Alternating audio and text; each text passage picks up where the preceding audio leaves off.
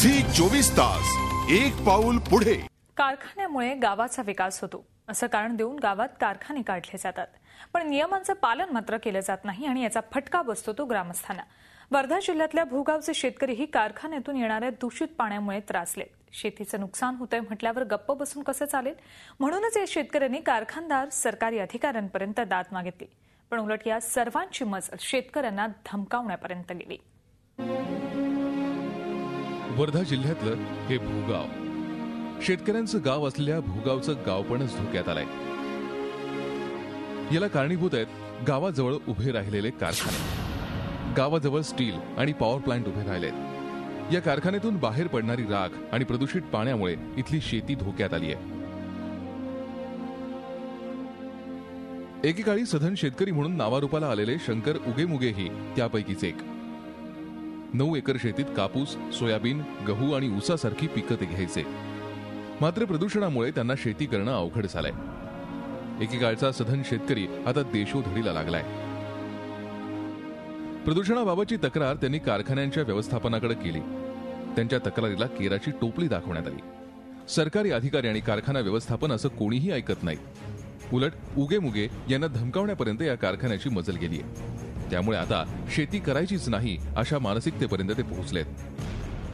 हा प्लॅन्टमुळे हा जे दूषित पाणी आहे, ह्या दूषित पाण्यामुळे शेतीला परिणाम, पिण्याचा परिणाम, पाणी पिण्याला परिणाम, जनावराला पाणी पिण्याचा परिणाम आणि धुळाचा परिणाम, याप्रमाणे ह्या शेतीच्या याच्यामध्ये घातक आहे। हा कंप्लीट वगैरे पुष्कळ डाव केली, पण कोणी येऊन पाहिलं नाही आणि आलं पाहून तर दुसऱ्या दिवशी ते समाधान करून आपले चालले जातात।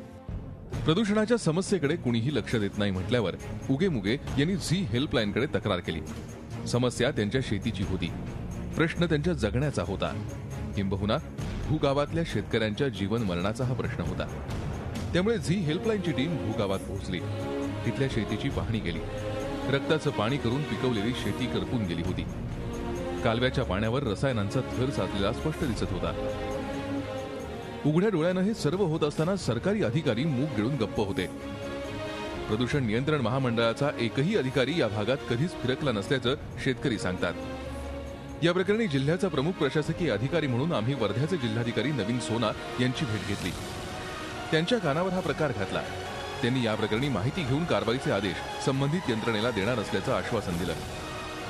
24 मध्ये कंप्लीट केली आणि आम्हाला अशी आशा वाटली का बा हे काहीतरी आम्हाला कळेल आणि मिळेल, मदत करेल म्हणून, तर याप्रमाणे आम्ही हे शिफारस केली।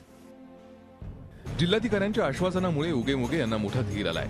पहिल्यांदाच शासकीय यंत्रणेनं त्यांची तक्रार ऐकून घेतलीय। झी हेल्पलाईनचं काम इथेच संपलेलं नाही।